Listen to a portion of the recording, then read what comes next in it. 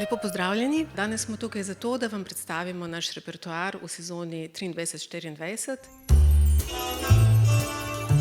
Pravzaprav je to še zadnja sezona, ki jo tukaj snujemo in igramo.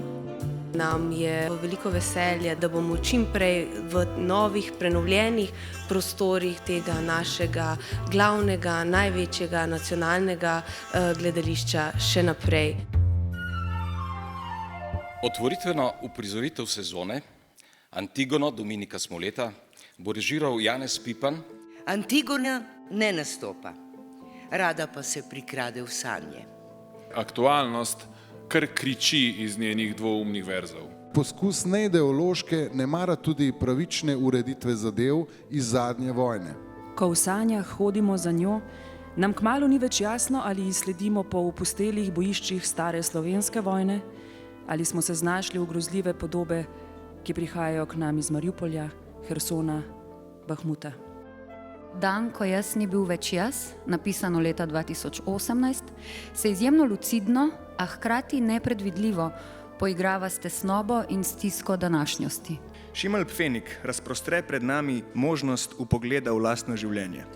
Vsakdanjost in predvidljivost situacije pa se začne sesuvati, ko se v prostoru pojavi dvojnik moškega. Druga premiera na velikem odru bo odrska priredba romana enega največjih sodobnih literatov. Knausgardove osebe so ujete v lastnih bojih, krizah in v eksistencialnem obupu. Apokaliptično znamenje, zlovešče sije nad 9 liki in nesreče se zdijo neizogibne. In s tem se njegov bogati literarni svet razpre pred nami v vsej svoji širini. Kaj se zgodi, ko se sprostijo temne sile sveta? Tango, napisan leta 1964, je bil v ljubljanski drami doslej uprizorjen samo enkrat. V jedru tanga je radikalno razpadli svet, sodobna družba le korak stran od dokončnega propada. Konec sveta je namreč tu. 12. noč ali kar hočete. Prav ta sodi med najpogosteje uprizarjane in najbolje napisane Shakespearjeve komedije. Z naslovom Kar hočete je Shakespeare povzel bistvo situacije, v kateri so se s svojimi ljubezenskimi in drugimi težnjami znašli njegovi komični junaki. A najtežje je izluščiti, kaj pravzaprav hočemo. Magija 12. noči v prazničnem novoletnem času. Makedonski režiser Slobodan Unkovski se v prihajajoči sezoni vrača z drugo Moljerovo klasiko, s Kopuhom. V sebi vzel, pa ničesar ne dal. Njegova identiteta so denar, bogatstvo in zlato. Ukvarja se z lastnostmi, značajem, boleznimi osebnosti in vedenja. Režiser si zastavlja vprašanje, kako uprizarjati klasike danes?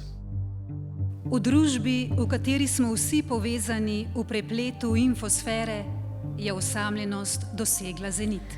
Naš okoljski odtis vzbuja skrb, ker si nočemo omejiti udobja.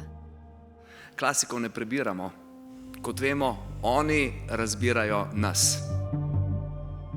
Nebesje, Britanke Lucy Kirkwood, ene najbolj prepoznanih in nagrajenih sodobnih dramatičark. Na besedilo lahko gledamo kot neke vrste ženski pendant znamenitemu hollywoodskemu filmu 12 jeznih mož, kjer porota 12 žena odloča o življenju in smrti Sally Poppy. Ženska porota mora z demokratičnim glasovanjem odločiti o resničnosti Sallyne domnevne nosečnosti.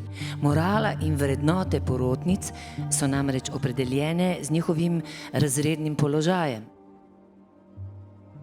Matjaž Zupančič se kot najbolj uprizarjani slovenski dramatik v drami vrača s tekstom nominiranim za nagrado Slavka Gruma leta 2023.